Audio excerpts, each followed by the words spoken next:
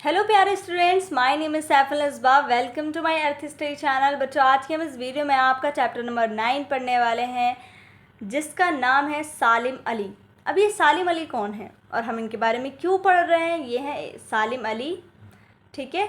ये है ornithologist. Ornithologist क्या होता है? जो पक्षी, बर्ड्स वगैरह के बारे में बहुत ज़्यादा पढ़ते हैं, ठीक है। साइंटिस्ट होते हैं, बर्ड वगैरह के बारे में जो बहुत पढ़ते हैं उसको ऑर्निथोलॉजिस्ट कहते हैं। तो अब हम पढ़ते हैं, आसमान की तरफ उड़ते हुए दरख्तों पर बैठे हुए चहचहाते हुए परिंदों की दुनिया भी कितनी रंगारंग है। तो अब बच्चों, आप लोग भी ऑब्ज़र्व करते हो कभी कि चिड़िया जब बैठी रहती हैं घोंसले के अंदर, और जब हम उन्हें देखते हैं तो हम भी सोचते हैं काश हम भी चिड़िया होते, हम भी उड़ पाते, काश ऐसा होता। अगर ऐसा सोचते हो ना, मुझे कमेंट करके बताना, क्योंकि मैं पहले जब छोटी थी तो ऐसा सोचती थी। तो आसमान की तरफ उड़ते हुए दरख्तों पर बैठे हुए चहचहाते हुए परिंदों की दुनिया भी कितनी रंगारंग है, यानी कितनी खूबसूरत होती है।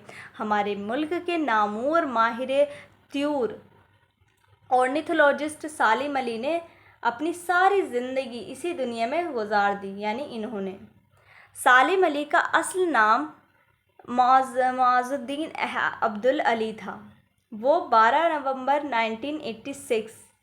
1986 को पैदा हुए। ज़िंदगी भर उन्हें परिंदों से दिलचस्पी रही। उन्हें पूरी दुनिया में परिंदों का एक बहुत बड़ा आलिम, ऑर्निथोलॉजिस्ट समझा जाता है।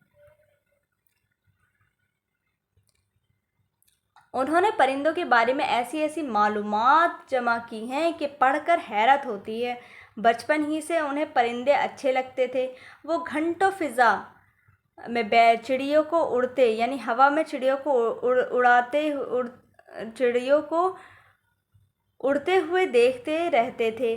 जब वो 10 साल के थे तो एक बार किसी शिकारी ने एक गौरैया शिकार की। जब वो ज़मीन पर गिरी तो सालिम अली दौड़ कर गए और उसे उठा लिया। उन्होंने चिड़िया की गर्दन पर एक पीला धब्बा देखा। वो दौड़ते हुए अपने चचा अमीरुद्दीन तैयब जी के पास आए और इनसे पूछने लगे कि ये कौन सी चिड़िया है। इनके चचा खुद भी शिकारी थे, लेकिन वो भी इस चिड़िया को नहीं पहचान सके। इनके चचा सालिम अली को साथ लेकर मुंबई नेचुरल हिस्ट्री सोसाइटी गए और इसकी एजाज़ी सेक्रेटरी डब्ल्यू मिलेर्ड से मुलाकात की। मिलेर्ड को ये देखकर बड़ी हैरत हुई कि सालिम अली को परिंदों से इतनी दिलचस्पी है। उन्होंने सालिम अली को मुर्दा चिड़ियों के जिस्म दिखाने शुरू किए। इन जिस्मों का भराव करके वहाँ रखा गया था। सालिम अली ने ख्वाब में भी नहीं सोचा था कि चिड़ियों की इतनी किस्में होती हैं। इसके बाद सालिम अली नेचुरल हिस्ट्री सोसाइटी में बराबर जाने लगे। उन्होंने वहाँ चिड़ियों को पहचानना और मुर्दा चिड़ियों की खाल में भराव करना, यानी स्टफिंग, सीख लिया। एक दिलचस्प बात यह है कि सालिम अली के पास किसी यूनिवर्सिटी की डिग्री नहीं थी। उन्होंने एक बार कॉलेज में दाखिला लिया तो था, लेकिन रियाजी यानी मैथ में उन्हें कोई दिलचस्पी नहीं थी, इसलिए उन्होंने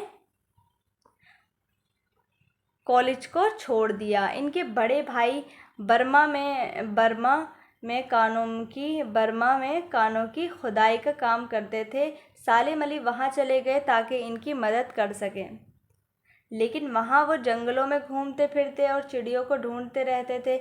आखिर वो दोबारा मुंबई वापस आ गए। यहाँ उन्होंने इल्म हैवानात यानी ज़ूलॉजी, हैवानात जानवरों के इल्म में एक कोर्स मुकम्मल कर लिया और मुंबई यानी नेचुरल हिस्ट्री सोसाइटी में मुलाजमत हो गए। बाद में ये मुलाजमत छूट गई। सालिम अली लंबे अरसे तक परिंदों का मुताला करते रहे। वो सुनी सुनाई बातों पर भरोसा नहीं करते थे, बल्कि ख़ुद मुशाहिदा और तजुर्बा करके मालूमात हासिल करते थे। उन्होंने खासी लंबी मुद्दत यानी बहुत लंबा वक्त तक बिया यानी वीवर बर्ड के बारे में जानकारी हासिल की। 3-4 महीनों तक घंटों सुबह से शाम तक सालिम अली इस चिड़िया के रहन सहन और आदतों का मुशाहिदा यानी उसके बारे में ऑब्ज़र्व करते रहते थे। 1830 में उन्होंने अपनी मालूमात को किताब की शक्ल में पेश किया। इस किताब से पूरी दुनिया में इनकी शोहरत फैल गई। बचपन ही से सालिम अली हिंदुस्तानी परिंदों पर एक किताब लिखना चाहते थे। जो किताबें मौजूद थी इनमें बहुत सी कमियां थी। चुनांचे 1941 में उन्होंने इसी कमी को पूरा करना चाहा। इसी के लिए द बुक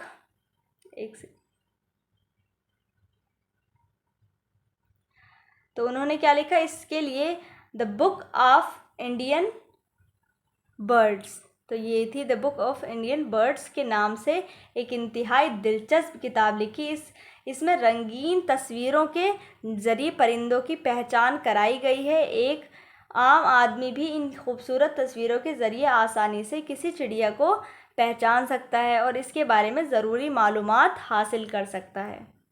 सालिम अली ने चिड़ियों के मुशाहिदे और मालूमात के लिए कई बार दूसरे मुल्कों के सफ़र भी किए। उन्होंने बड़े एजाज़ात यानी इनाम जो कि हिंदुस्तान की तरफ से, जो कि कंट्री की तरफ से दिए जाते हैं, इनकी खूब तारीफ़ हुई। एजाज़ात मिले, इनाम मिले, खूब तारीफ़ें भी हुई। डिग्रियों और इनामात से नवाजा गया। पूरी दुनिया में इनकी खिदमात को तस्लीम किया गया। यानी इनकी पूरी जो ये खिदमात दे रहे थे अपनी, उनको माना गया। हमारी हुकूमत ने, यानी जो हमारी जो हुकूमत है, गवर्नमेंट है, उन्होंने 1958 में सालिम अली को पद्म भूषण का, फिर 1976 में पद्म भूषण का एजाज़ दिया। ये हमारी हुकूमत है यानी गवर्नमेंट का दूसरा सबसे बड़ा कौमी एजाज़ है यानी इनाम है।